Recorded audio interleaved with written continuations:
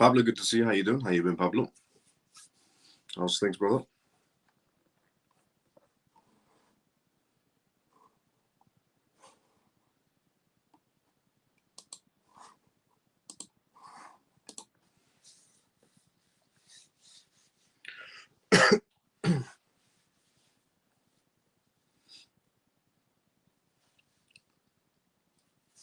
Good. It's good to see you as well, brother. How you doing? How you been?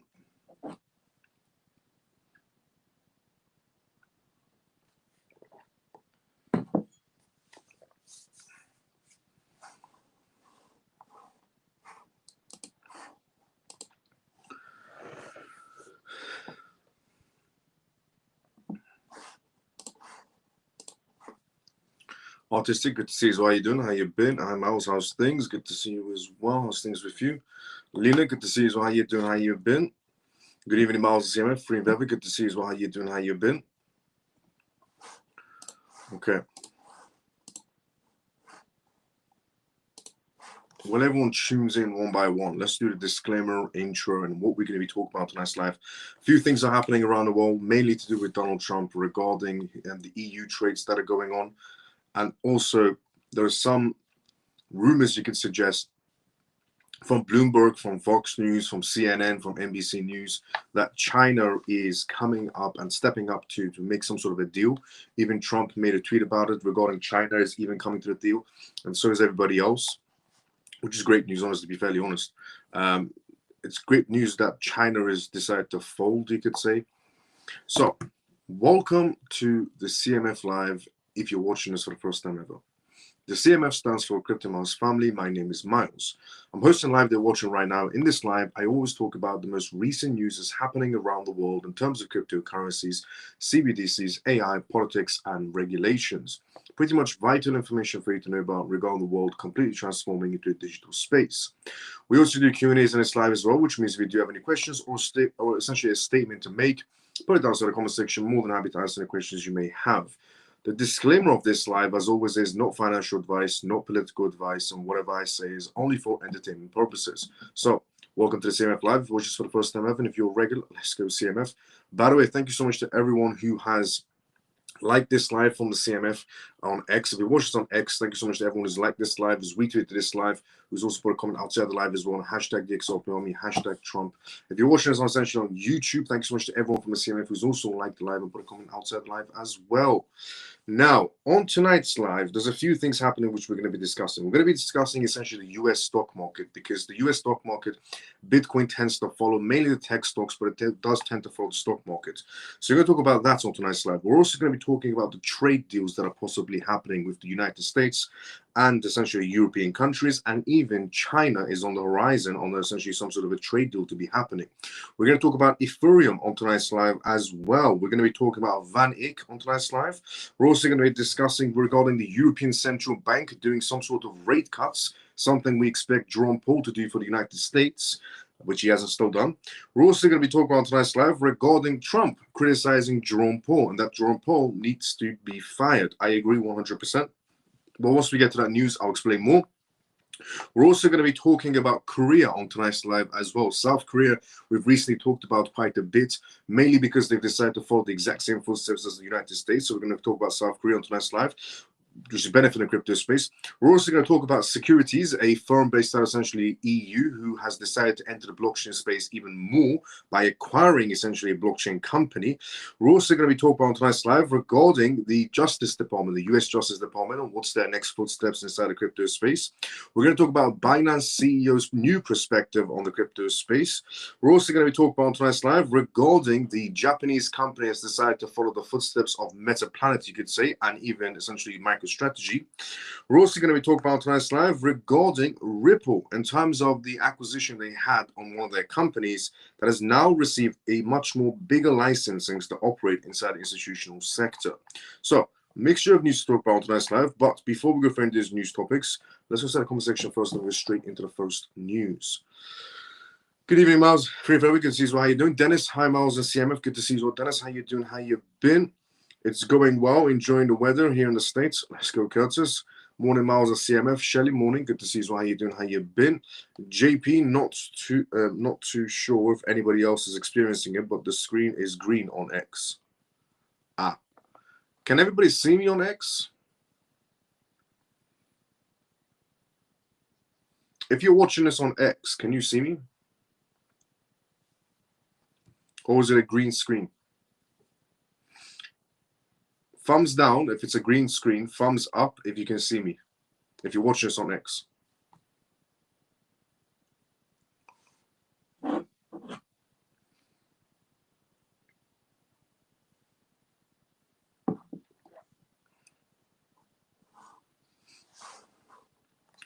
Thumbs up if you can see me on X. Thumbs down if it's a green screen.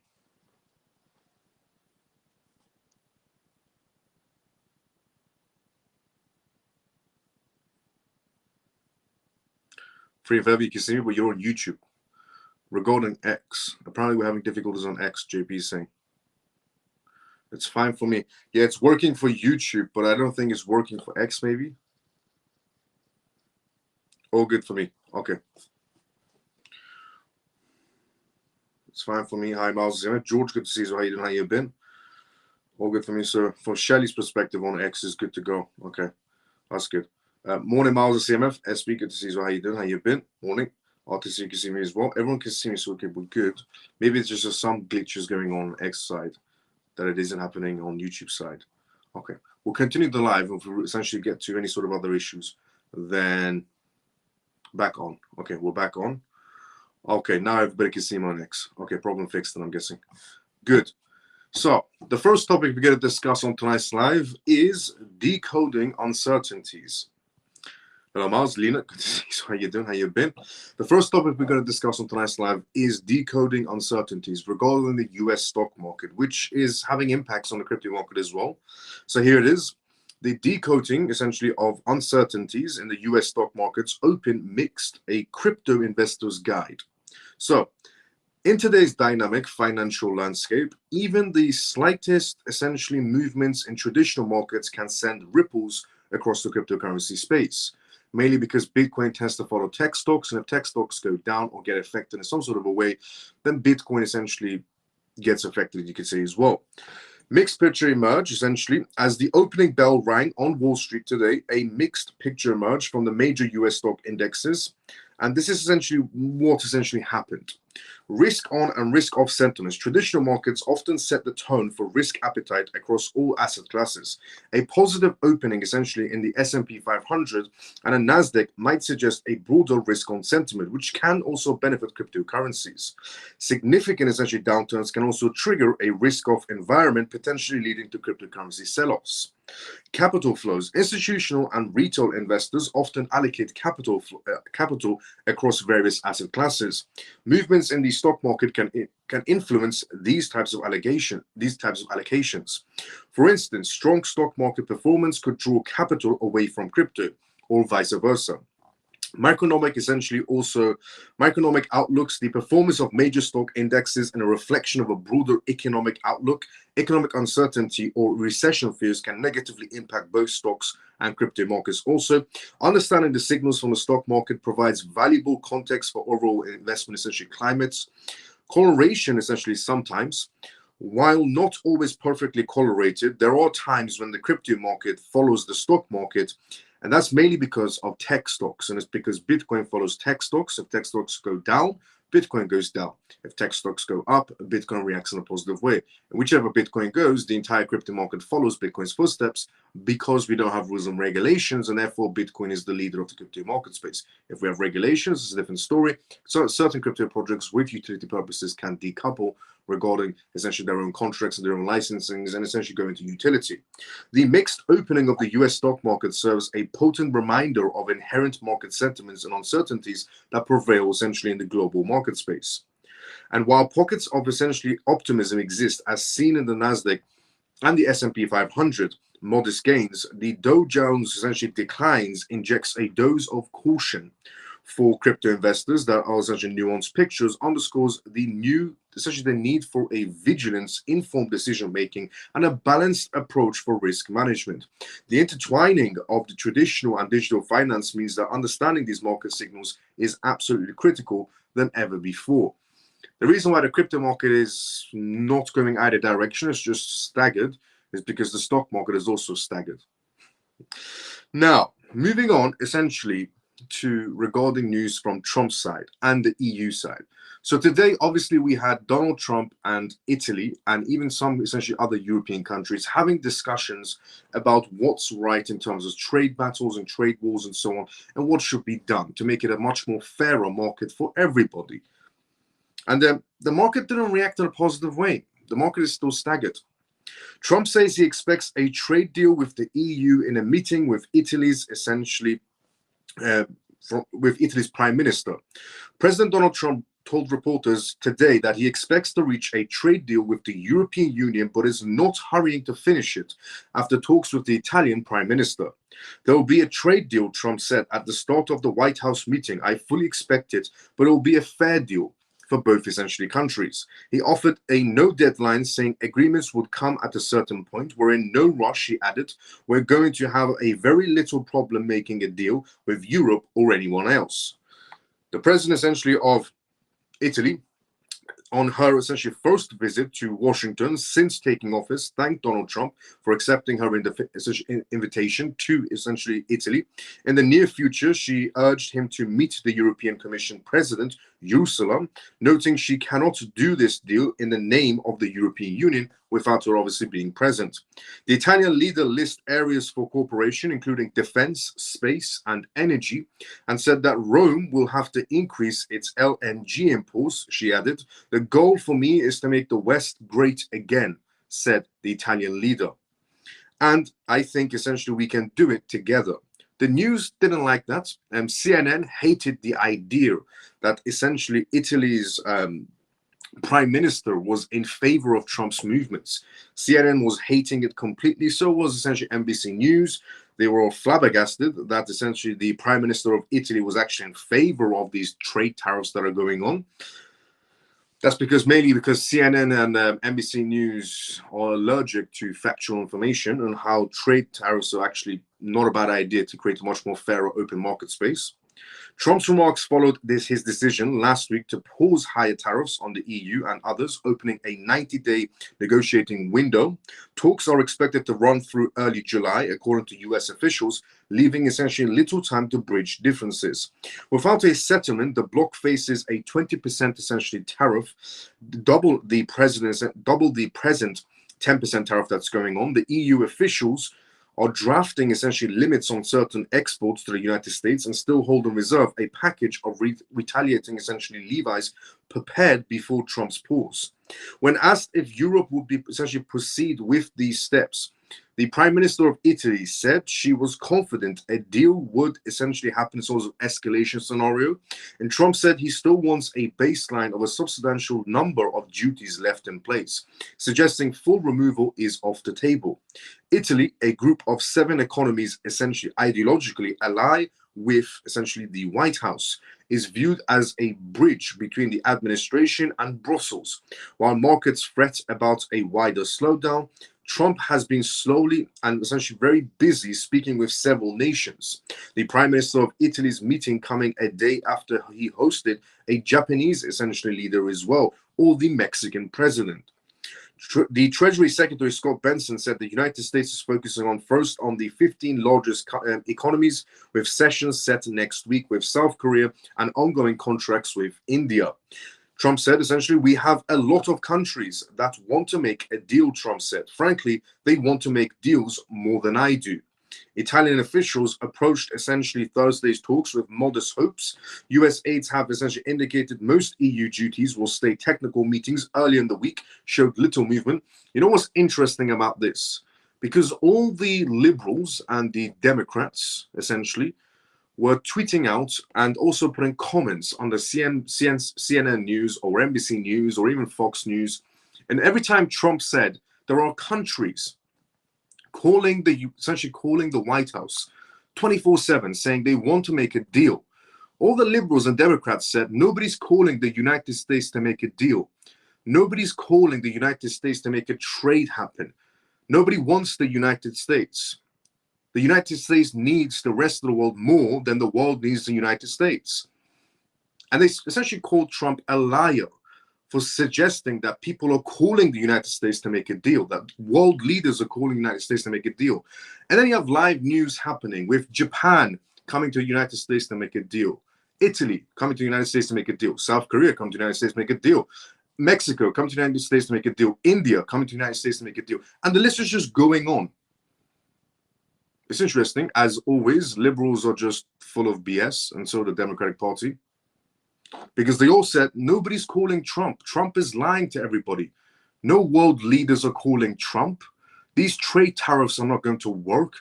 These tariffs battles are not going to work. It's going to ruin economies. Nobody wants to work with the United States, is what CNN was spewing for a very long time. For weeks or days upon days, CNN, NBC News, they'll keep on doing news shows saying nobody wants to work with the United States. Trump is ruining economies. Who wants to work with us now? Everybody wants to work with China. But it turns out Trump's tariffs are working. And there are live news happening with the world leaders talking to Trump on deals. So who's the liar now?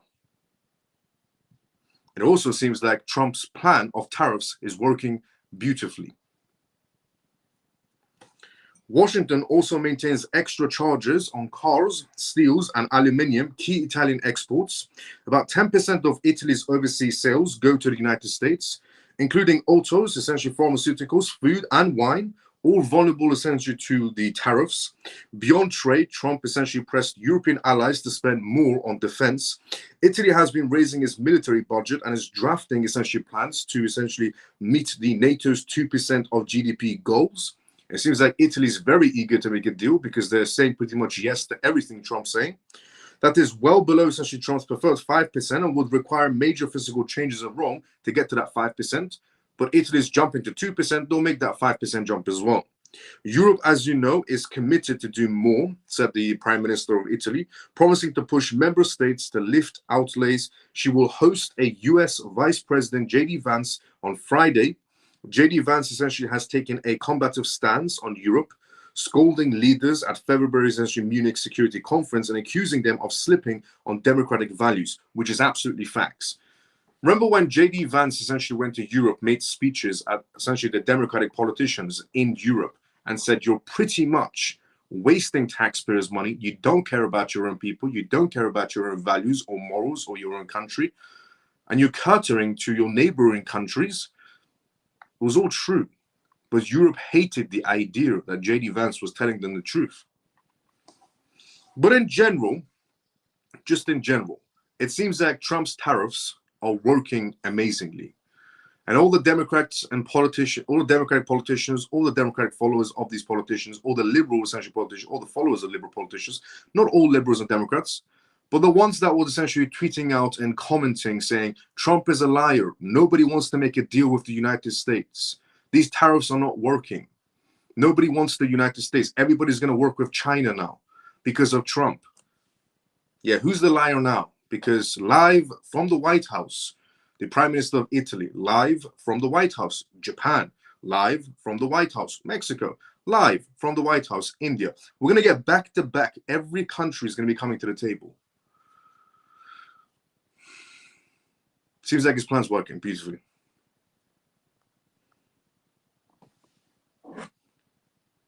And apparently CNN is still not giving up on their spewing lies.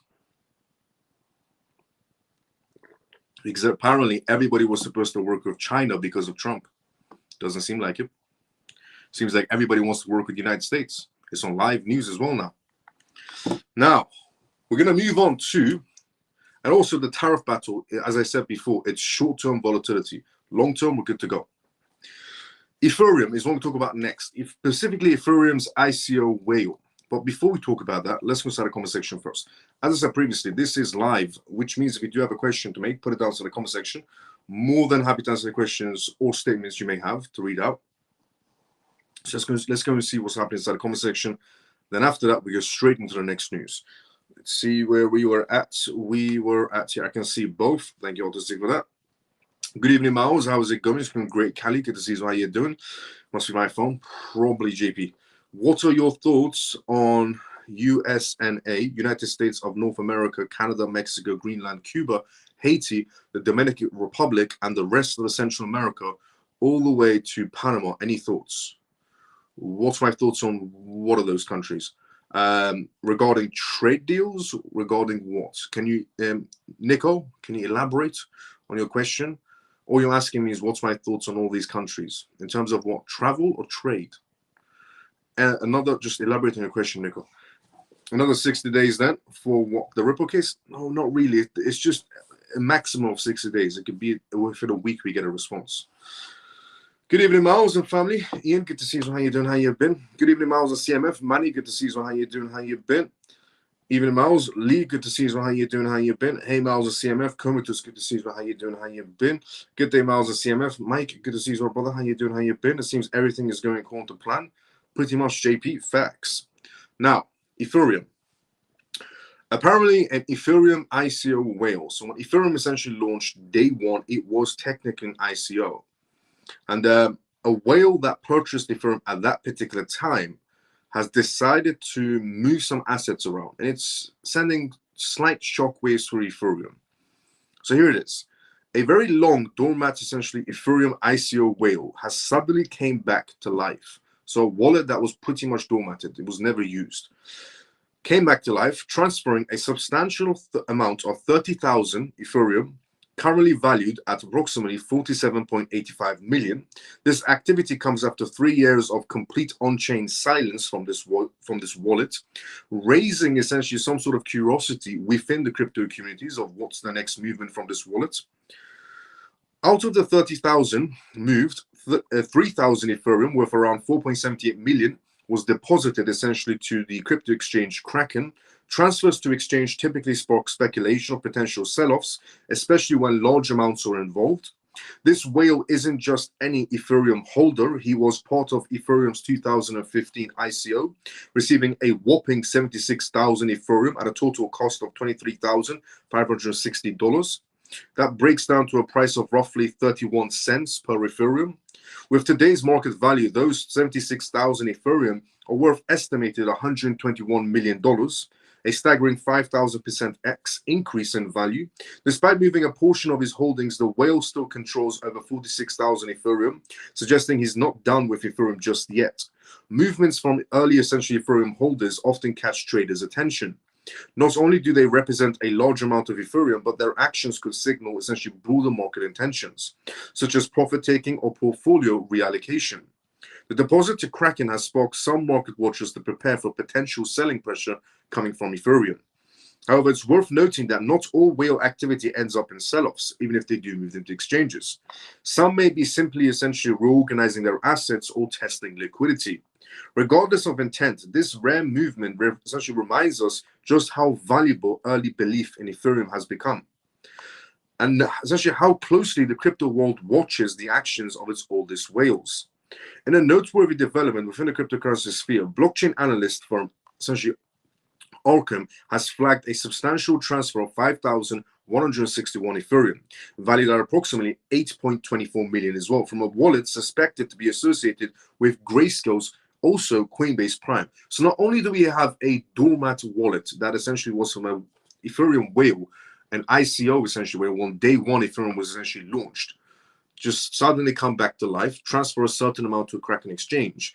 But Grayscale has decided to also move 5,161 Ethereum, valued at 8.24 million, from a wallet suspected to be associated with Grayscale to Coinbase Prime. That whale moved his assets to Kraken, a suspected Grayscale wallet, essentially belonging to Grayscale, has moved their assets to Coinbase Prime. This suggests that transactions occurring just half an hour ago has already initiated discussions and speculations within the crypto community. The movement of such a large amount of Ethereum by a major institutional player like Grayscale essentially attracts attention. Grayscale, known for its cryptocurrency investment products, including Grayscale's Ethereum Trust, is a key figure in digital asset landscapes. Coinbase Prime, on the other hand, is a platform catering to institutional investors, offering essentially advanced trading and custody solutions. So what is essentially the reasonings of this, a possibility reasonings of this? Potential OTC trades, it could be essentially one common reason for such transfers to Coinbase Prime is for the over-the-counter trading activities. Institutional investors sometimes and often use OTC desks to execute large trades without significantly impacting the open market space. This transfer essentially could be related to Grayscale adjusting its Ethereum holdings or facilitating transactions for its clients. Custodial essentially movements, Coinbase Prime also essentially provides secure custody services. It's possible that Grayscale is moving Ethereum for custodial reasons, perhaps rebalancing its reserves or even adjusting its storage strategies. Institutional custody is critical aspects of managing large cryptocurrency holdings, and Coinbase Prime is a trusted provider in this domain. Or perhaps it's just preparations for product adjustments. Grayscale manages various crypto investment products. This transfer could be a prosecutor to an adjustment within these products, such as essentially rebalancing portfolios or preparing for new offerings, or even managing their redemptions or creations of shares in its trust. So just a heads up for anybody that is holding Ethereum. Grayscale, a wallet that is suspected to be belonging to essentially Grayscale, a perspective coming out essentially of Arkham Intelligence, which are very good at finding out which wallet belongs to which institution, have suggested that Grayscale has moved a substantial amount of Ethereum to Coinbase Prime, and then a wallet that was dormanted from an ICO Ethereum wallet, Whale, has moved a substantial amount of Ethereum to Kraken Exchange. Just a heads up, if anybody is holding essentially Ethereum, that two massive actions have been made, and both assets are on different exchanges, possibly ready to be sold off for Ethereum's perspective, if anybody is holding Ethereum. Now, moving on from Ethereum to VanEck. VanEck's new ETF targets digital asset stocks. So I've talked about essentially VanEck's new ETFs that are coming about, where essentially VanEck decided to go for a Bitcoin, Ethereum, and an XRP, and so on and so on. And then VanEck decided to essentially expand in the ETF blockchain space by creating some sort of an ETF and applying for it to put blockchain company stocks into an ETF. So not only do we have, essentially actual assets like Bitcoin, Ethereum, and the other assets that have been filed in for an XRP ETF, a Solana ETF, a HBAR ETF, a Cardano ETF, and so on, but we're also getting blockchain companies rolled up into one ETF on the stock market, which does again show that the blockchain space is definitely maturing. If a company like VanEck is doing this, it seems like VanEck has just about got their green light to launch this. So VanEck's new ETF targets digital asset stocks. VanEck's on-chain economy ETF has been approved by the SEC, enabling it to target digital asset stocks through actively managed funds. The fund is set to hold between 30 and 60 stocks linked to digital asset economies, with a 0.69% management fee, which should attract some investors.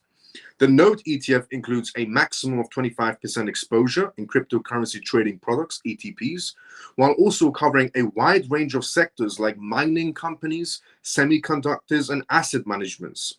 This initiative offers essentially investors a diversified essential exposure to firms engaged in this burgeoning crypto industry we're about to be entering. Market reactions have been muted, with few essentially direct comments from top industry figures. However, the SEC's approval is essentially seen as a broad validation of crypto-related investments. This is a big bullish signal that essentially a major firm like VanEck creating such an ETF to not only be a part of, essentially the Bitcoin Ethereum ETF or the XRP ETF that's coming about soon, or Solana's ETF or HBAR's ETF or so on, but also to have an ETF that's mostly focused on blockchain companies. It really does show that the blockchain space is definitely maturing and moving away from this speculative space we're stuck on for a very long time. Now, in effect, essentially, VanEck's on-chain economy ETF node, actively essentially managed node, will aim to hold 30 to 60 names from over 130 titles linked to the universe of digital asset economies. The global economy is shifting a digital base. Node essentially offers active equity, essentially exposures to real companies that are building this future, said Matthew, the head of digital asset research at VanEck. Insights essentially from the highlights that are coming about, that the regulatory acceptance of crypto-related, essentially linked financial products inside the US public markets may drive mainstream adoption, influencing both the broader financial markets and the technological innovations. And the ETF's linkage to firms like Coinbase and Nvidia signifies the increasing confidence of crypto and traditional finance. This is incredible news, honestly, coming out from VanEck.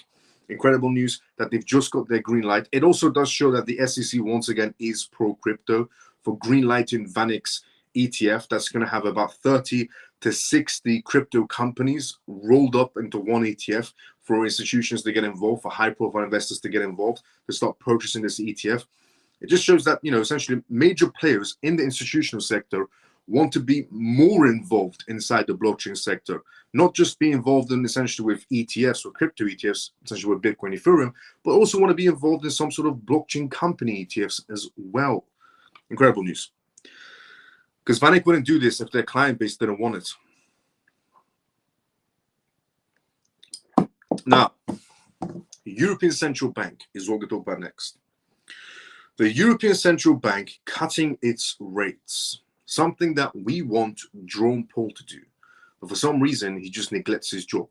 Jerome Powell just reminds me of somebody by the name of Gary Gensler.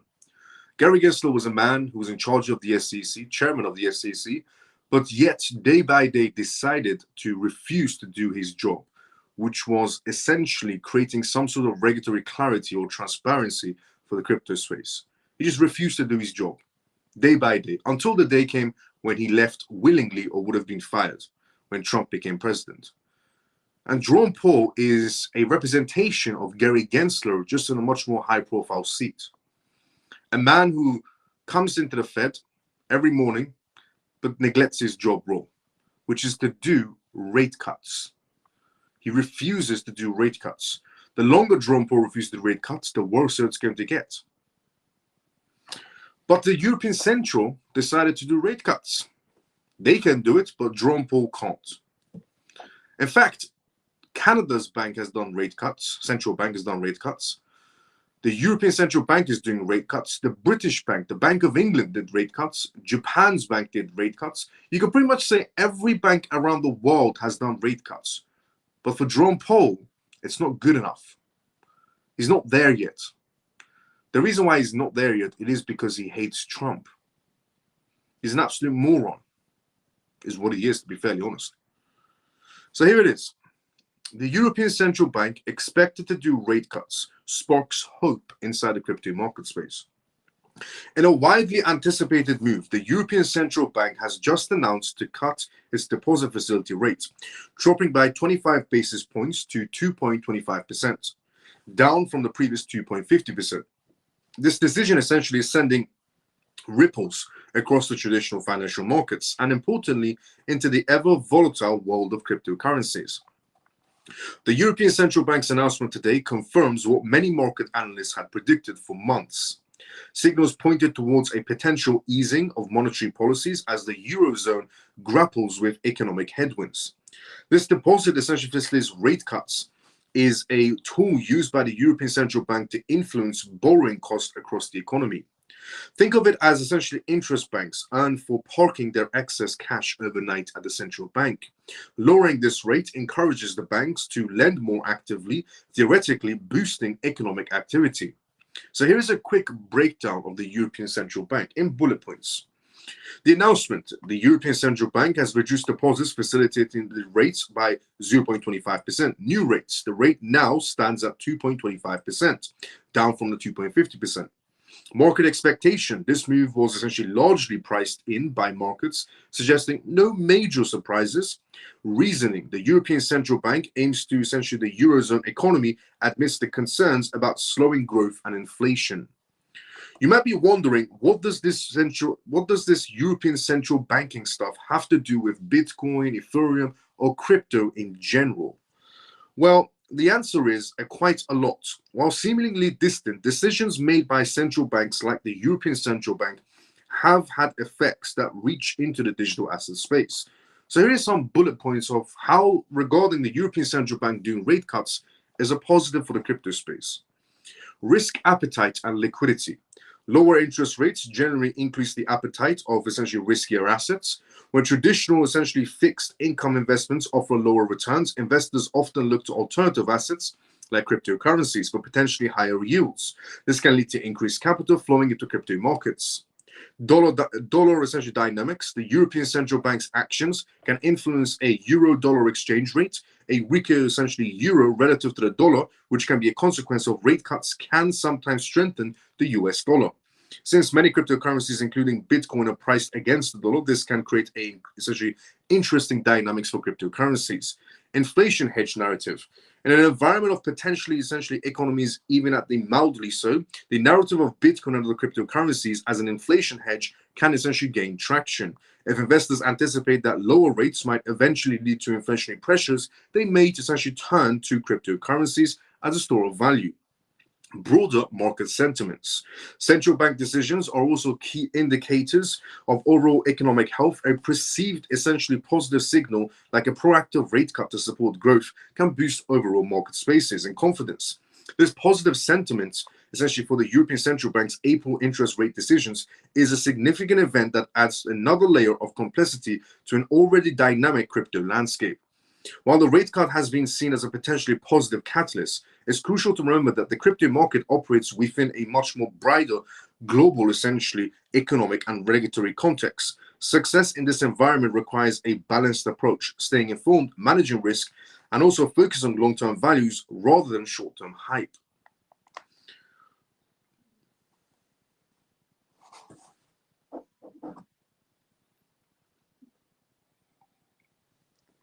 So, European Central Bank doing rate cuts as they should be because of inflation scenarios. Jerome Powell, not so much. Trump criticizes Jerome Powell over interest rate decisions. Trump was expecting Jerome Powell to do rate cuts a while ago, but he hasn't. So, regarding essentially what's happened, here it is. Trump said these exact words. He said, when he was asked the question of, regarding Jerome Powell, what do you think regarding rate cuts and so on? And he replied back with, if I want him out, he'll be out of there real fast, believe me, Trump said. He followed that up by saying, I'm not happy with him. Trump's statements comes as the president ramps up pressure on Jerome Powell to cut short-term, essentially, interest rates. This new threat followed essentially a post on his social media site Truth, where he said Jerome Powell's termination cannot come fast enough. Trump's essentially complaints have focused on Fed's refusal to lower interest rates even through inflation is cooling. He blames Jerome Powell for keeping rates high, accusing him of playing politics. The Federal Reserve has pledged despite the White House pressure campaign. Jerome Powell hasn't responded directly, but in his stance, it hasn't changed either. Trump made the comments the same week that the Supreme Court is reviewing a case that could give essentially presidents more power to fire leaders of independent agencies. Jerome Powell currently cannot be removed unless there is a cause, something protected by federal law. Other independence is a matter of law, Jerome Powell said. We're not a removable except for cause. We serve a very long terms seamlessly and endlessly. Trump and his economic advisors have said that they want longer-term interest rates to drop. That would make it cheaper for Americans to borrow for things like homes, cars, and appliances. And he manages essentially, but Jerome Powell doesn't directly control those rates. He manages the short-term, essentially federal fund rates. Trump's new tariffs caused long-term borrowing costs to rise, putting pressure on households and businesses, which is therefore Jerome Powell's job to do rate cuts. Jerome Powell has warned that tariffs would rise inflation and slow growth. Yeah, no S, Sherlock. That's why you should be doing rate cuts. And because of that, the Fed might not be able to do rate cuts anytime soon, which is an absolute load of BS coming from Jerome Powell. Jerome Powell has made it clear that even if the economy slows, the central bank's focus will stay on reducing inflation. He's not changing course because of the White House's complaints. Essentially, Jerome Powell is saying, I don't care what the president of the United States is saying or is doing. I'm not doing rate cuts. Yeah, he needs to go. He's exactly like Gary Gensler, somebody who's sitting in a very high-profile seat and thinks he can do whatever he wants until Trump steps in, and either they get fired or they leave willingly. I think Jerome Powell should learn from Gary Gensler. Going up against Trump is a losing battle, because Gary Gensler decided to keep whatever dignities he had left and leave on January 20th before Trump threw him out. But it seems like Jerome Powell wants to be thrown out rather than to essentially leave winningly or even do rate cuts. Elizabeth Warren, the Massachusetts senator and a top Democrat on the Senate Banking Committee, said that if Trump were to allow to fire Jerome Powell, it would shake up the US markets. Okay. You know what it is with Democrats or people like Elizabeth Warren? They always try to exaggerate everything. Sure, firing Jerome Powell would send shockwaves for about 24 hours inside the market space.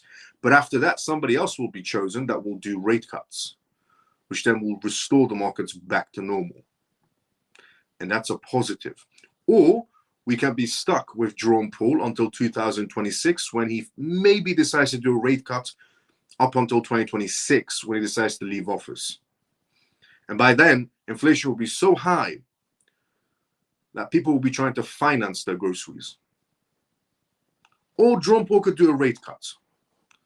The issue is, if Jerome Powell doesn't do a rate cut, essentially, he's not doing any favors for the American. He has to do rate cuts. If he doesn't, it almost seems like he wants to see America fail. He wants to see America fail on purpose. He wants the people of America to suffer on purpose, just so he can say Trump is the one that ruined America, when he is the one that should be doing rate cuts. So the president takes action and essentially fixes the trade scenarios, makes it more transparent, more fair for the world and for the United States. And alongside the president, Jerome Powell should also be contributing, doing the rate cuts when time is right. But he refuses. Speaking from essentially New York, speaking from the New York Stock Exchange, she said, if Chairman Jerome Powell can be fired by the President of the United States, it will crash the markets inside the United States, said Elizabeth Warren. No, it won't. No, it won't. Because they'll price in a scenario of Jerome Powell being fired. Everybody on this planet by now should know, if Trump says he's going to do something, he's going to do it. Trump is not a man to come out and say, I'm going to do this and that, and he never does it. He's a man that says, I'm going to do this, and he does it. That's factual. Which means Wall Street should pretty much price in a scenario of Jerome Powell being fired in some sort of a way. If they price it in, it's not really a surprise. They saw it coming. She said, I have tangled with Jerome Powell on essentially regular basics about both regulations and interest rates. Elizabeth Warren added that the strength of the United States stock market comes from the belief that big decisions aren't made for political reasons. What an absolute joke. Elizabeth Warren actually came out and said that she believes, her beliefs are that big decisions aren't made for political reasons inside the United States. She believes that the stock market and politics are not correlated together, is what Elizabeth Warren is saying. Elizabeth Warren has a portfolio of $10 million or slightly more on a wage of about $112,000, roughly. How does a politician with a wage about $112,000 or even less, somewhere around that, have a portfolio of $10 to $20 million? If in her beliefs is that her beliefs are the stock market and big companies essentially and politics don't correlate together. She believes that the stock market is separate and politics is separate. They never correlate together.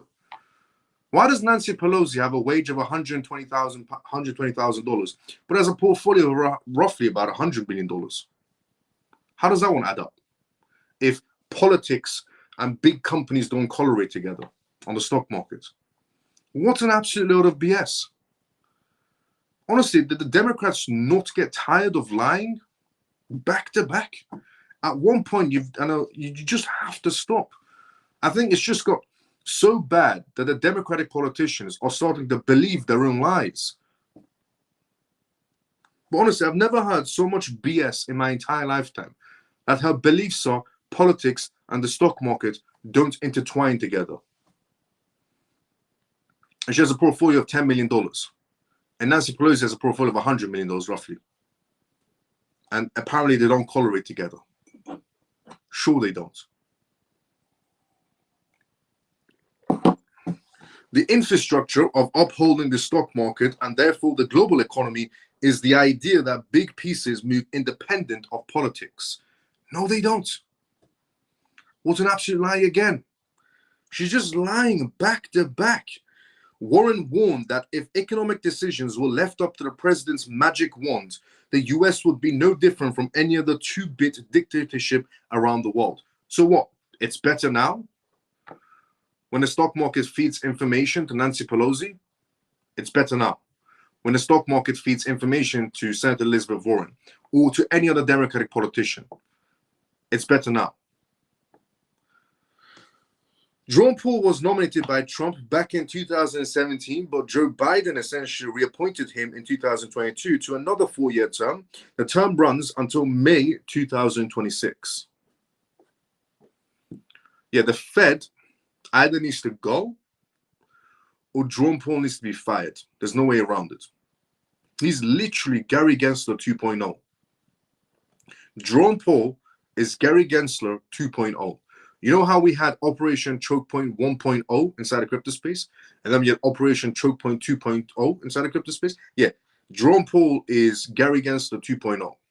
He needs to go. And we can clearly see which side he stands on. Elizabeth Warren's side. Which side did Gary Gensler stand on? Elizabeth Warren's side. Yeah, he needs to go ASAP. There's not one person in favor of Gary Gensler staying unless you're a Democrat or liberal. Politician. But what an absolute joke, honestly, what an absolute joke Senator Elizabeth Warren is. That politics and big companies don't go together. They've never went together, even though she has a massive portfolio because of the stock market, because she's a politician. Even though Nancy Pelosi, or Pocahontas, her best friend essentially, Pocahontas essentially Elizabeth Warren, but her best friend Nancy Pelosi has a minimum wage, but for some reason has roughly about millions of dollars portfolio, $100 million portfolio. Somehow, politics and the stock market have never went together. She just must be very good at the stock market without any sort of inside information. Absolute load of BS. Now, securing crypto is what we talk about next. But before we talk about that, let's go inside the comment section first. As I said previously, this is live, which means if you do have a question, put it down inside the comment section. More than happy to read out any statements or questions you may have. So let's go inside the comment section first, and then we go straight into the next news after this. Let's see where we were at. We were at, and I read everyone's comments one by one, by the way. I don't like to leave out anyone. Let's see where we're at inside the comment section. We were at here. It seems sub Miles, hope all is well. Christopher, good to see you. How you doing? How you been, brother? Peg, hi Miles and CMF, hope all is well. Peg, good to see you. How you doing? How you been? Hi Miles and CMF. Stormy, good to see you. How you doing? How you been? Alex, hi Miles and family, good to see you. How you doing? How you been? Shelly says X is going in and out of green screen. Eventually comes back to the live. If people are having difficulties, send them to YouTube, Miles. Yes, if you're having difficulties watching us on X because maybe it's essentially lagging, maybe it's lagging or going to a green screen, you can also watch me on YouTube. I go live on both right now. Always. Thank you for that, Shelly. Hi, Miles and family. Golden Dragon, good to see you. How you doing? How you been? Gerald says nothing but green. Lol, but I hear perfectly what matters. Let's go, JR. Can he fire him? Can essentially Trump fire Ron Paul? If there's a cause, they can. But it does seem like Trump has mentioned that they're looking with the Supreme Court to find a way to give the President of the United States more power to get rid of Ron Paul. So possibility, yes, it's a possibility. And will he do you think if it's possible? If it's possible to get rid of Jerome Paul, if the Supreme Court can find a way to get rid of Jerome Paul, then yes, 100%, I do believe, Trump is definitely going to kick him onto the curb. 100%. A billion percent, to be fairly honest. Hello, Miles, the CMF. Carol, good to see you. How you doing? How you been? Of course, she would say that. Said Elizabeth Warren. Yeah. Why isn't Nancy or Elizabeth in prison yet? I'm wondering the same question, honestly.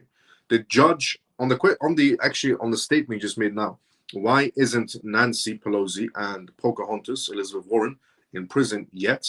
There is one person that may be heading towards a prison sentence in some sort of a way because of fraud. The judge that decided to go after Donald Trump before Donald Trump became president of the United States, because that judge was backed by the Biden administration and also essentially other members of Congress. That judge is now being looked into for wire fraud, mortgage fraud, and multitude of other frauds. Ironically, she was the one that said nobody's above the law when she was going after Donald Trump. That judge, essentially, Letitia James, basically came out and said that nobody's above the law, and that essentially, Trump has committed fraud. His Mar-a-Lago property is not worth the money he's saying it's worth, even though the bank said, yes, it is. Trump is correct. She didn't want to believe the bank statements or any of the statements made.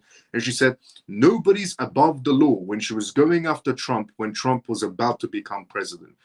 You fast forward to Trump being the president, and you fast forward to today, where now they're looking into her, and it seems like she has multitude of fraud in her portfolio.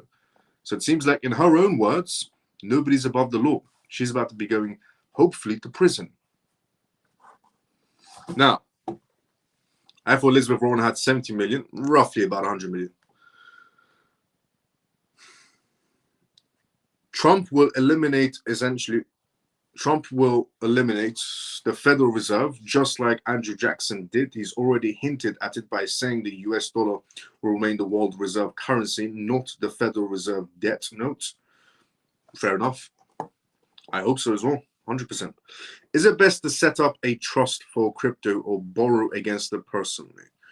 Either way, you can skip tax. If you set up a trust, you can skip tax. If you borrow against it, you can skip tax. If you essentially borrow against it, you would obviously have to pay back the money you borrowed against your crypto because you're going to be using it as collateral. If you don't pay back the borrowed money that you used to put down your crypto as collateral, your crypto will be taken away because it's used as collateral. And you can skip on tax because you don't get taxed on debt. But if you're putting a trust, you can also skip on tax, but you're not really borrowing against your asset then, are you? You're just using your asset and skipping on tax. It just depends on which way you want to go.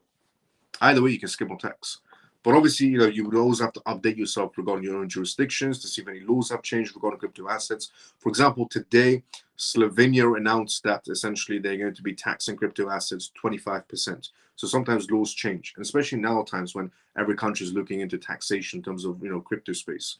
So keep yourself always updated. But you can go either way. You can go for a trust for crypto. You can skip on taxing away, or you can go essentially borrow against your crypto assets and use them as collateral with platforms like Nexo or Standard Chartered Bank or HSBC Bank, and you can use your crypto as collateral, borrow against it, but you obviously have to pay back the money you borrowed. Otherwise, the crypto you put down as collateral goes away. And then, the money that you get from the bank or a platform like Nexo that is registered, it's technically debt, which is good debt, which means you don't get taxed. Even bad debt, you don't get taxed, but bad debt goes in the records. Now, Miles, either way. Miles, with gold being at its highest level ever, will this help or hinder the crypto markets? Well, here's the thing. They said they're going to revalue gold. So let's see where that's going to stand if they revalue it. But is it going to stop the growth of the crypto space if gold keeps on climbing higher and higher? No, not really. Because the more we go into regulations, the more we're going to go into utility for crypto assets. So the reality of it is gold isn't going to hinder the growth of crypto assets in any sort of a way, especially if we go to regulations and utility. Crypto is just going to take off. Not every crypto project, but projects that have licensings and contracts in place for years and developments for years. Those crypto projects are going to do very well on the essential rules and regulations. So no, I don't think it's going to hinder the growth of crypto in any sort of way at all. If it was, companies like Vanik, for example, wouldn't be applying for a crypto ETF to put 30 to 60 crypto companies together and sell it as a bundle package to essentially their own client base, because if no one was interested in buying it and gold was hindering the growth of crypto, then VanEck wouldn't go out of the way of filing with the SEC, getting a green light and doing that for their own client base. So no, it's not going to hinder the movement of the crypto space in any sort of a way, especially not utility projects on the regulations. Oh, he will find a way to fire him. Regarding Trump finding a way to fire essentially Gary Gensler, to fire Jerome Powell. Yes, 100%. He will find a way. He said he's going to find a way as well. Never doubt Donald Trump. Honestly, one thing everybody should learn, genuinely, if you hate Trump, if you like Trump, if you love his movement, one thing that everybody should understand is never, ever doubt Donald Trump. Because if that man says he's going to do it, believe me, he's going to do it. Because his word so far has been, I'm going to do tariffs. He did tariffs. I'm going to essentially make America great again. He's going to. He said, I'm going to make America the capital of cryptocurrency. He did it, signing executive order. He said, I'm going to make a digital stockpile for America. He did it. Everything that man has said so far, he's done it. And there's so much still on his list he's also going to do. He said, I'm going to lower the price of eggs. He did it. I'm going to lower the price of gas. He did it. Everything that man, he said, I'm going to get rid of essentially and there's too much immigration happening inside the United States. There's too much illegal aliens entering the United States. I'm going to bring that down drastically to zero. He's doing it. It's down 98%. 98%. There's pretty much nobody at the borders trying to enter the United States. Everything Trump has said, he's done it. There's still some more on his list that he needs to do. But you know for a fact he's going to do it. He's the only president I've ever seen, or a world leader I've ever seen, who's campaigned on, I'm going to do this, this, this, and this, and he's actually done this, this, and this. Every other prime minister from around the world, or president around the world, always says, I'm going to do this, this, and this, and they never do it. The UK's prime minister said he's going to do certain things, hasn't done them. The European prime ministers have said they're going to do certain things for their own jurisdictions. They haven't done them. The Asian, essentially, world leaders have said they're going to do certain things for their countries. They haven't done them. Trump is the only world leader I've ever seen in my entire lifetime in politics. And I'm about 30 years old right now. I'm 30 years old. So from day one until now, for being in politics, I've never seen a world leader actually come out, campaign on, I'm going to lower the essentially egg prices. I'm going to lower immigration. I want to make America the capital of cryptocurrency. I'm going to create a digital stockpile. I'm going to get rid of Gary Gensler. I'm going to do this. I'm going to do that. And he's done them. He's actually done them. I can't name another world leader that's actually campaigned on certain things and he's actually done them. I can't even think of one. That's the impressive part. I'll be very honest. That is a very impressive. So regarding Donald Trump, he will find a way to fire him. Facts. Honestly, he will definitely find a way to fire Jerome Powell. If Trump says he's going to do it, he's going to do it. Never ever doubt Donald Trump. Never doubt him. If you hate him, love him, whatever, never doubt Donald Trump. That man stands by what he says. Thanks, Miles. Ian, let's go. As Elon said, end the Fed. Facts. Same money had been flowing into gold as safe haven essentially during the turbulence of stock and crypto as well. Facts also. Same money had been flowing into gold as safe havens during the turbulence of stocks and crypto as well. It's all facts. That is true, Shelly. Yes. A lot of essentially gold is number one, always been seen as a safe haven. A lot of money is entering that. Once the regulations comes through, tables will turn. But yeah, facts. Absolutely what Shelly said. Now, also facts what JP said as well. South Korea. On the subject of essentially Donald Trump. South Korea has mentioned a few times that they're going to follow America's footsteps. They're going to follow Donald Trump's footsteps in the crypto space. And that South Korea doesn't want to sit on the sidelines or get left behind in any sort of a way. They want to be involved in the crypto space. If America wants to be involved, the biggest market space on the planet wants to be involved in the crypto space, then so does South Korea. So, South Korea's FSC to advance stablecoin regulations and frameworks. Who's also working on a stablecoin regulation right now? The United States of America. They're also working on the Genius Act, which is a stablecoin essentially regulation. Navigating the evolving, essentially ever-evolving world of cryptocurrencies can feel like chartering the unknown waters. For crypto enthusiasts in South Korea and beyond, recent news from Seoul, the capital of South Korea, brings a sense of direction and security. The Financial Services Commission, the FSC, South Korea's key financial regulator, has essentially retreated its dedication to establishing a robust regulatory framework for stablecoins. By the way, South Korea is not the only country that's following Donald Trump's footsteps in this digital world. The more countries that follow America's footsteps in a digital world, in a blockchain world, the better it is for us. More liquidity enters the market space. The Korean FSC has been systematically developing a comprehensive virtual asset framework in phases. The first phase focused on essentially foundational aspects, and now the second phase is set to tackle more nuanced and critical areas. With stablecoins at the forefront, here's a breakdown essentially of what's happening in terms of the plan. The second half of the year focus, the FSC has confirmed its commitment to drafting the specifics of the second phase of regulations in the latter half of the current year. This timeline essentially indicates a determined and proactive approach. Dedicated task force to ensure a through-on-through and coordinated regulatory approach, a dedicated task force will be established. This task force will comprise experts from various government agencies, highlighting the cooperative nature of this initiative. These are the step-by-step of what South Korea is taking, which could be the step-by-step of other jurisdictions that could be taking these exact same steps. Enhanced market monitoring. In response to recent market volatility, the Korean FSC agency will intensify its monitoring of broader virtual asset markets with a specific focus on stablecoins first. This proactive monitoring is designed to identify and address potential risk much more swiftly. User protection as a priority. All these efforts are ultimately geared towards enhancing user protection. By creating essentially a regulated environment, the FSC aims to safeguard crypto users from financial harm and build trust in digital asset markets. The Korean FSC unwavering commitment to drafting stablecoin regulations is a significant step towards building a more secure and trustworthy crypto ecosystem. By prioritizing user protection and market stability within their virtual asset framework, South Korea is positioning itself as a responsible and forward-thinking player in the global digital asset space. For crypto users, not just essentially for crypto users and businesses alike, this regulatory clarity is not just welcomed, it's essential for fostering cryptocurrencies in the years to come.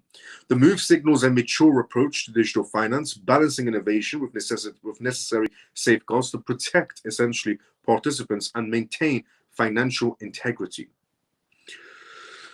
Amazing. By the way, South Korea is pretty much fourth in terms of the volume they bring in for the crypto space. And the number one token they normally typically buy is XRP in South Korea. And they're following Trump's exact footsteps, his exact blueprint for becoming some sort of a capital hub. Now, securities is what we're going to be talking about next. A European firm, essentially a European bank, you give me say, securities acquires MG Stover unit in digital asset breakthrough. So we know essentially blockchain companies who acquire traditional financial companies like Ripple, essentially going around acquiring Metaco, or acquiring essentially Hidden recently, and other firms are essentially around the world that are related to the traditional financial space, that a blockchain company like Ripple goes around and acquires them. But now, other way around, a traditional financial firm acquiring a blockchain firm. According to Jake Calvert, Security has essentially acquired MG Stover's fund administration business, creating the world's largest digital asset fund administrator. The deal boosts the company's managed asset to $38 billion across 715 funds. It also includes $3 billion in tokenized products. This consolidation sends a strong signal to traditional finance. The digital asset market is evolving fast, and institutional players are taking notice. Securities now manages the world's largest tokenized US Treasury fund worth $2 billion. It also controls the largest tokenized equity in $450 million and the biggest institutional, essentially tokenized fund at $150 million. This is the world's biggest so far portfolio of tokenized assets. These assets aren't speculative experiments. Instead, they essentially represent a real high-value financial products backed by robust infrastructure.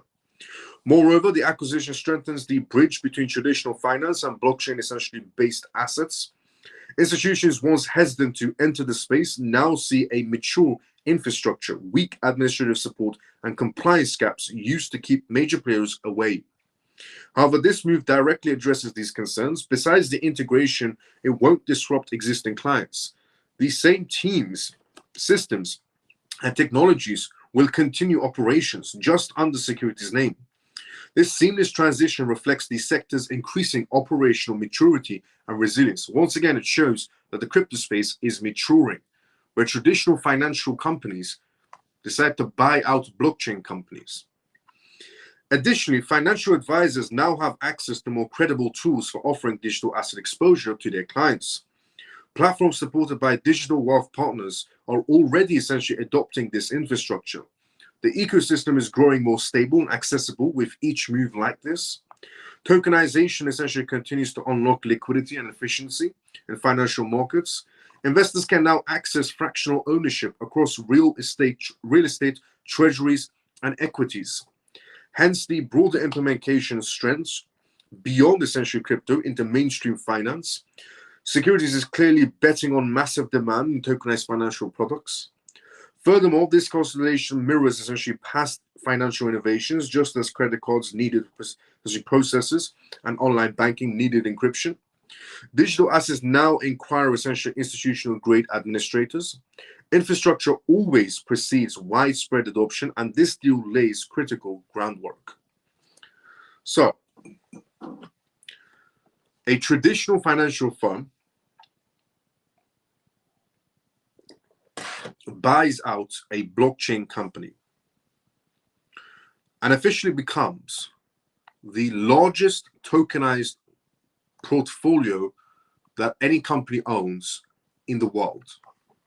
It's massive news. One, it shows that the crypto space is maturing without a doubt. Traditional financial firms are acquiring blockchain companies.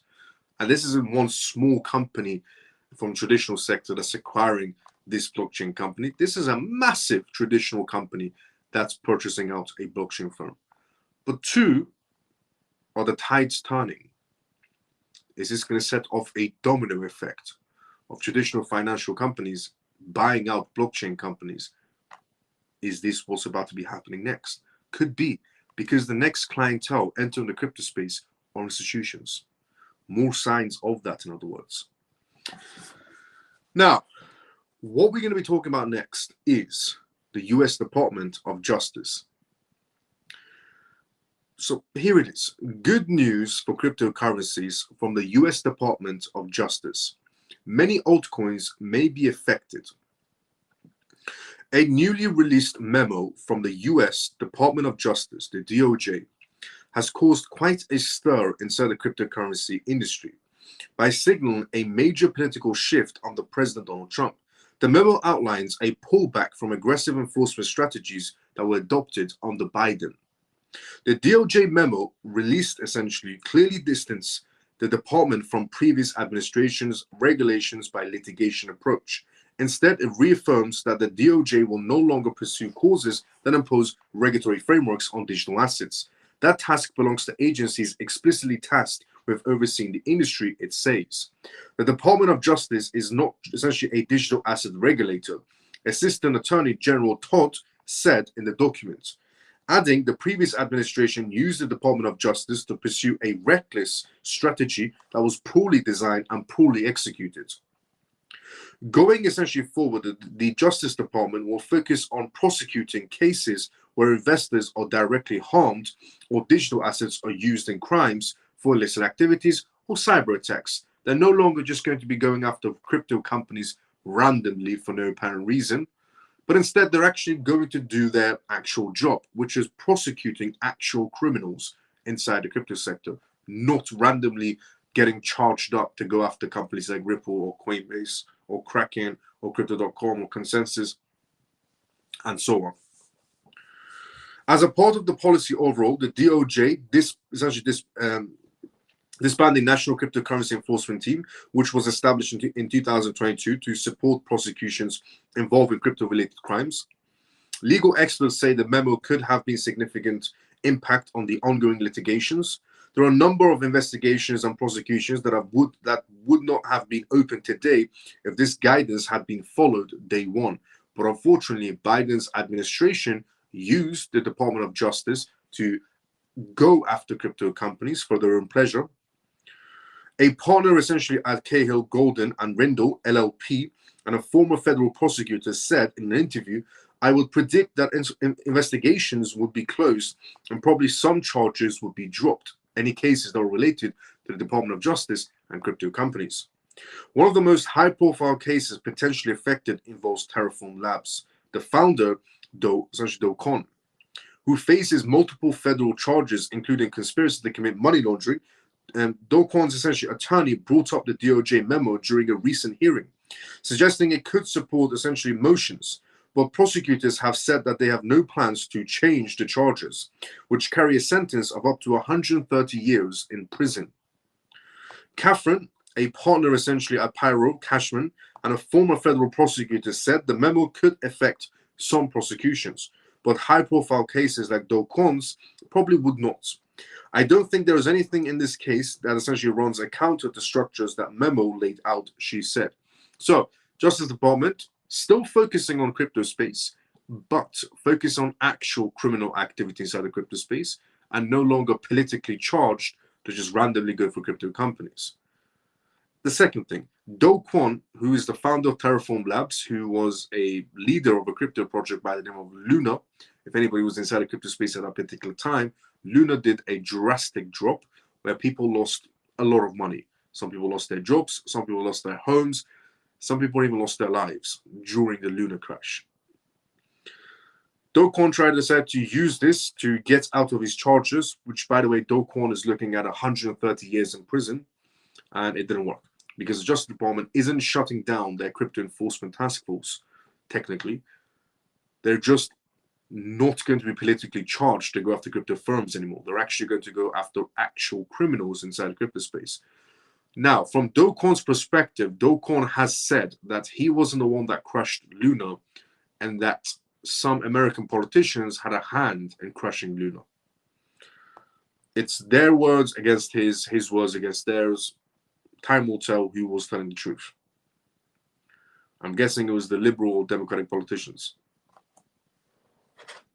If you ever want to look at shady behavior, first look at the politicians. If you want to look at more shady behavior, then look at the Democratic politicians. The liberal politicians are all, morons. The Democratic ones are a bit more intelligent when it comes to scamming.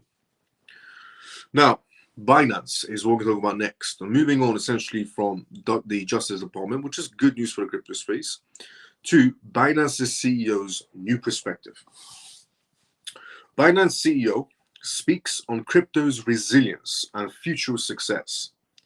While many investors succumb to despair due to the psychological effects on short-term fluctuations, the situation is quite different. In recent months, numerous prominent figures have made dire predictions about the irreversible decline of cryptocurrencies, he said. Conversely, during essentially upward trends, we have witnessed the exact opposite, and we will likely continue to do so. So what insights does the CEO of Binance have to share? Following CZ's essentially departure from leadership in the United States, the company's CEO has changed. The new CEO, Richard Teng, is quite different in style from CZ. Fortunately, CZ has reinitiated his interest in cryptocurrencies over the past few months, making his absence less essentially palatable. However, it seems that Richard Teng may remain in position for the extended period due to the US's agreements that CZ is blocked from returning to essentially Binance. After accepting their criminal charges in the US in 2023, Binance has turned a new page in its operations. Richard Teng stated in a recent remarks that global cryptocurrency markets have improved significantly due to a changing stance from the United States, thanks to Donald Trump. Compared to many other jurisdictions, the US is far ahead in this regard, said essentially Richard Teng. Many countries seeking regulatory support for cryptocurrencies are collaborating with Binance, although the company claims to provide consultation services to numerous countries. It refrains from disclosing the list of these nations. Richard Teng believes that the US embrace of cryptocurrencies will yield substantial long-term consequences. Many essentially countries have already reached out to seek support for innovative steps they can take in this field. This signals a new era where cryptocurrencies have fully emerged and are recognized as a legitimate asset class globally. Richard Teng is basically coming out in the most simplest way and saying that the crypto space is not dying. It's not going to go to zero. It's not going to go to drastic drops. What's actually happening behind the scenes is that companies are approaching blockchain companies. So governments are approaching blockchain companies like Binance and saying, let's work together. We want to have a better understanding, essentially, of the blockchain space, of this digital economy we're going to be heading towards, which is another sign that the crypto space is definitely maturing. Binance is essentially now far from more cautious. In 2021, CZ had already stated that they would adopt a proactive, essentially, stance regarding regulations, growing freely, essentially, on a global scale during the gray area period of cryptocurrencies. The company managed to open a new chapter in nearly every country while facing consequences of not taking national rules seriously. Now, at least 20% of the company's 6,000 employees work in regulation compliance. This month, both Pakistan and Kazakhstan essentially reported that essentially CZ had provided consulting services for development of crypto regulations. The company has made significant advancements in this field. In fact, we've seen considerable communications from several governments and state-owned funds regarding the establishment of their own crypto reserves, Binance CEO said. Countries or governments are looking into their own crypto reserves. The reason why governments are looking into creating some sort of crypto reserves is because of Trump. Trump was the one that started the trend of becoming a capital of hub of cryptocurrencies, you could say. Some countries did try to aim for that. For example, the United Arab Emirates is still aiming for that title. But Trump was definitely the one that started the trend of creating some sort of a crypto reserve or crypto stockpile for an entire country. And once the biggest market space on the planet decides to create a crypto portfolio, a crypto reserve, a crypto stockpile, every country is bound to follow its footsteps. And that's what Binance's CEO is trying to say. Binance's CEO is trying to say that everybody's very focused on this short-term movement inside the crypto space. But he said, if you look at what's actually happening around you, governments are contacting us to talk about how we can create some sort of crypto reserve for them, that we can teach them about blockchain space, that we get them more involved inside the crypto space. Institutions are essentially acquiring blockchain firms. You have people like VanEck, essentially companies and major companies like VanEck trying to put a bundle for crypto companies together and set it off as an ETF. We have crypto ETFs, we have company crypto ETFs, we have IPOs for essentially blockchain companies happening. We have governments looking into creating some sort of crypto reserve following America's footsteps, or even essentially jurisdictions around the world following America's footsteps in terms of crypto regulations, or a major firm that decides to buy a blockchain company outright and become the biggest portfolio tokenization. These are all big plays, which again just shows you two things. One, the crypto space is maturing, and two, the next clientele is 1 billion% institutional clientele with all the regulations happening. On the topic of institutions, a massive Japanese retailer, ANAP, adds 10 billion yen of Bitcoin to their corporate treasury in a bold move signaling growing institutional confidence in digital assets. Japanese fashion retailer ANAP has announced the addition of a significant Bitcoin holding to its corporate treasury. This strict allocation of the 10 billion yen, roughly about $65 million, into Bitcoin underscores a potentially transformative shift in how companies are viewing and utilizing cryptocurrencies.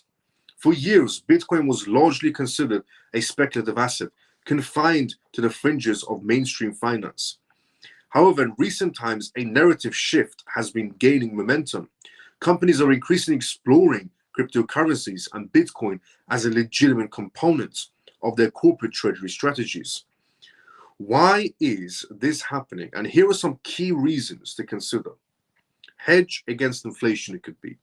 With traditional currencies essentially facing inflationary pressures, Bitcoin is increasingly viewed as a digital asset, or a gold, or a store of value. Diversification.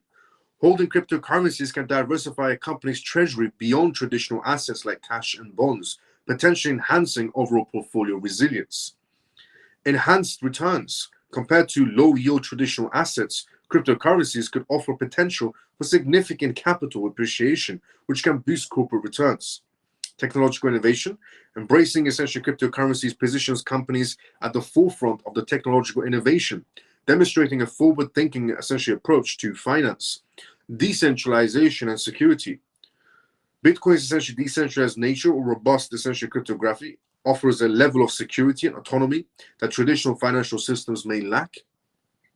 ANAP, a well-known fashion retailer in Japan, is not the first company to venture into Bitcoin treasuries, but its significant 10 billion yen allocation is noteworthy. So here's like a breakdown of the key aspects of this decision by ANAP. The size of the investment.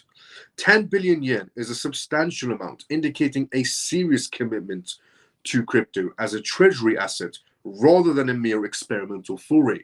Because we've moved on from the speculative space of cryptocurrency, the speculative era of cryptocurrencies, the experimental stage of cryptocurrencies, we've moved on to the mature space of cryptocurrencies. And that 10 billion yen is a serious, substantial amount, indicating a very serious commitment. Public announcements. The announcement reported by Solid Intel on X suggests essentially a level of transparency and potentially a desire to signal confidence to the market. Industry context. Coming from the retail sector, ANAP, a move might inspire other companies in similar industries to consider essentially crypto as a treasury strategy. Japanese markets. Japan's market has historically been progressive markets regarding cryptocurrency adoption, making it a essentially conducive environment for such a corporate initiatives. ANAP's 10 billion yen Bitcoin allocation is more than just a financial transaction. It's a powerful signal. It suggests that corporate Bitcoin adoption is moving beyond early adopters and entering a phase of broader consideration when it comes to the crypto space.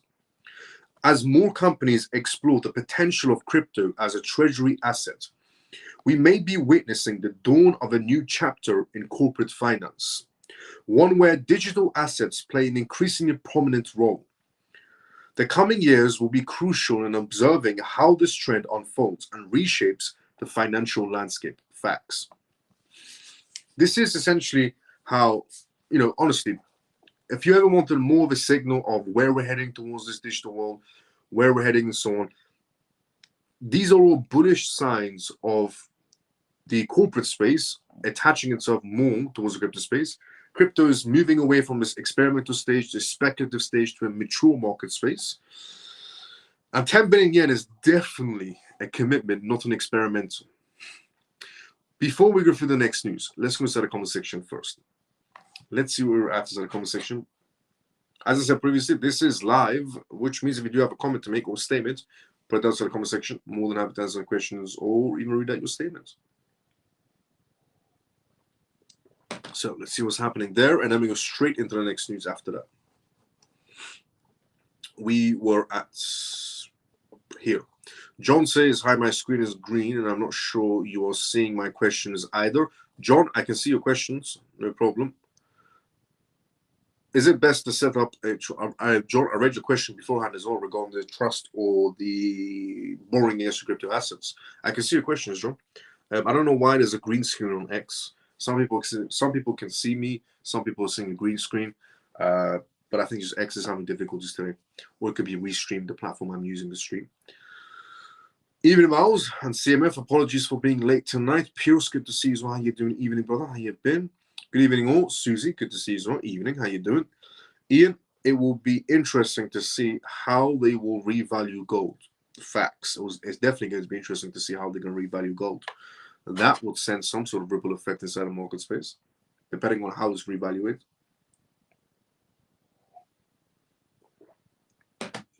So, what we're going to be talking about next is also relatable to institutional play for the crypto space.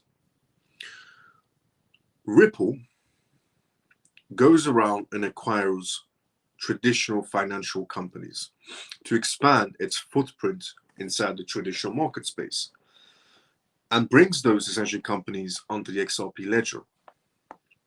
One of the companies that Ripple recently acquired, Hidden Road, has just received a license to be able to expand its footprint in the institutional sector even more, which is a benefit for Ripple, a massive benefit for the XRP ledger, which is a benefit for everybody who's holding XRP in the long term. The Ripple-owned Hidden Road is now a financial industry regulatory authority member, which expands its broker deal capabilities. Prime brokerage Hidden Road, which was recently acquired by Ripple for $1.25 billion, has now secured a broker deal license for the Financial Industry Regulatory Authority, the FINRA, a move that essentially enhances its capacity in the fixed income market space. As the FINRA broker deal, Hidden Road can further develop its fixed income prime brokerage services and extend its capabilities in traditional markets, the company announced today. This includes offering institutional clients regulatory compliant clearing and financing services across fixed income securities. Membership in the FINRA is essentially considered a significant commitment to compliance and investor protection. If you have a license essentially from the FINRA, if any company has a license from the FINRA, it sends a message to other institutional players that essentially they're playing on the same level. They're playing. The simplest way to put it is that they're playing on the same level playing field. In other words, they have, you can say, the protection of the investor side with them. It also boosts essential restraints of credibility in the eyes of investor bankers. According to essentially Telos Capital Advisors, a Dallas investment bank, Hidden Road operates a prime brokerage, a credit network clearing more than $10 billion in daily transactions on behalf of more than 300 institutional clients. When it was founded in 2018, Hidden Road focused mainly on foreign exchange markets before expanding into digital assets. These strengths position Hidden Road as an attractive acquisition for blockchain payment network Ripple, which ultimately purchased the company essentially around April 8th.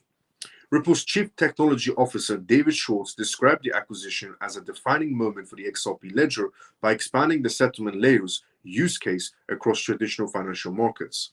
Under Ripple, Hidden Road will essentially expand its capacity to services its pipeline and become the largest non-bank prime broker globally, said Brad. Brad was very happy today as well with the new license that's just been attached to Hidden Road, a company they acquired around April 8th.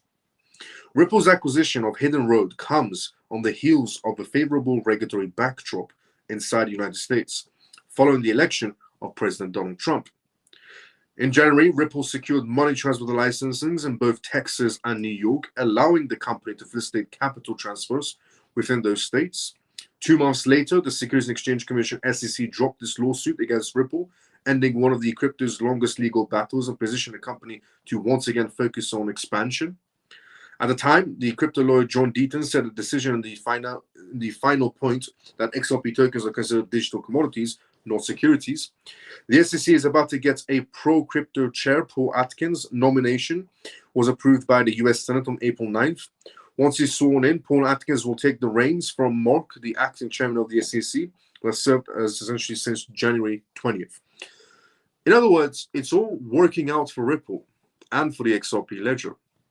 The case has just been jointly paused, and a lot of people are assuming that this jointly pause is actually going to go up to all the way to 60 days.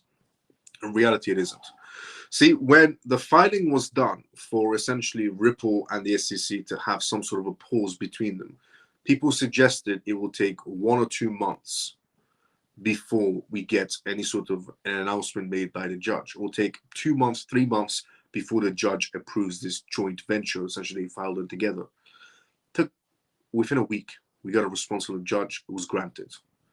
Now, the judge has given up to 60 days. It doesn't mean that Ripple and the SEC are going to use all of the 60 days. It could mean they could use it a week, 2 weeks, come to a decision, done. But everything seems to be lining up. Ripple case ending, Paul Atkins becoming SEC. Ripple's newest company has just received an FINRA licensing to extend its foot inside the traditional sector even further for the institutional sector. At the same time, rules and regulations are happening for the crypto space, preferably rules in for the banking space. We even have the CFPB, the OCC, and the FDIC telling banks they can start utilizing crypto assets. Everything's falling in place for this institutional sector of the crypto space to take off, especially the financial sector. And Ripple, in my opinion, is going to be at the forefront of this institutional sector run we're about to be having. Not financial advice, any sort of, not political advice either. And that's the disclaimer of this live, as always. The reason why I'm saying the disclaimer of this live is because we've reached the ending of tonight's live. This was episode 301 of the CMF Live. This was episode 301 of the CMF Live. The CMF stands for Crypto Miles Family. My name is Miles. I'm hosting a live that you're watching right now. It might be a green screen for some reason on X, but normally you can see my face on X. You don't see my face on YouTube. But this is episode 301. It's called the CMF Live. My name is Miles. I'm hosting a live that you're watching right now, Monday to Friday, 11:25 p.m. British summertime, or GMT essentially time. You can tune this live where I talk about cryptocurrencies, CBDCs, AI, politics, regulations, vital information for you to know about regarding the world completely transforming into a digital space. Tune in tomorrow for episode 302. Before we go, let's go inside the comment section first. And by the way, thank you so much to everyone who liked this. Thank you so much to everyone from the CMF who's watching this on X, who's liked this live, who's retweeted this live, who's hashtag the XRP, who's hashtag Trump, who's hashtag Mega inside the comment section outside the live. And thank you so much to everyone from the CMF who has also liked this live watching on YouTube and put a comment outside there as well. Honestly, thanks so much to every single one of you who has retweeted, liked. And also thank you so much to everyone who, during this live, followed me on X, if you're watching us on X, and if you followed me on YouTube, subscribe to me on YouTube during this live. Welcome to CMF. Everything I provide is completely free of source. And we're on episode 301 right now. Episode 302 is tomorrow. Let's see where we're inside the comment section. Before we do go on, let's see where we were at. We were at here.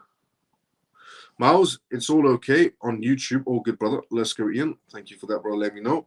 Good night, Miles, and all the CMF. Thank you for a great live and news. Let's go, JPC, tomorrow, same time as usual. Pablo Knight, Miles, the CMF, congratulations. Let's go, Pablo. See you tomorrow, same time as usual as well. Just to give everyone a rundown of what we talked about tonight's live. We talked about essentially the company Ripple acquired, getting an additional license to expand inside the traditional financial space. We talked about how a Japanese retailer is about to be investing 10 billion yen, which shows confidence to the blockchain space. We talked about Binance CEO's Richard Tang's new perspective on the crypto space.